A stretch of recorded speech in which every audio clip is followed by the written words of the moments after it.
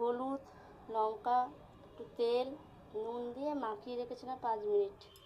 এবার আমি কড়াটা বসিয়ে দিয়েছি গ্যাসে, সাদা তেল দিয়ে ভাজবো।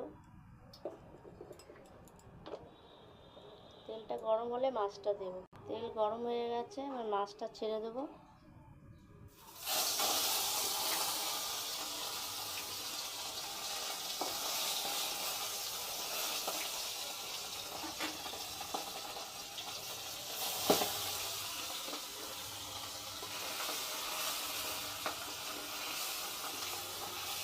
দুটো দুটো ভাজবো।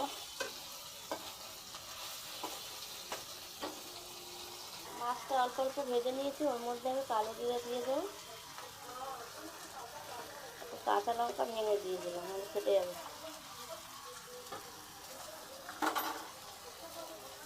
এবার সর্ষেটা ঢেলে দেবো।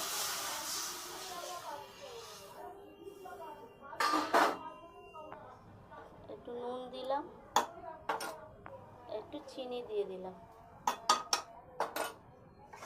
আস্তে করে আগুনটা দিয়ে রাখছি, ভাপে ভাপে হয়ে যাবে। একটু ঢাকা দিয়ে দিলাম। এবার সর্ষের তেলটা দিয়ে দেবো ওপর থেকে, সুন্দর লাগে খেতে এটা।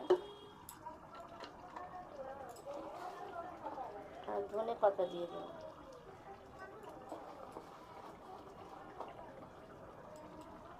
কত সুন্দর গন্ধ বেরিয়েছে। হয়ে গেছে। সর্ষে দিয়ে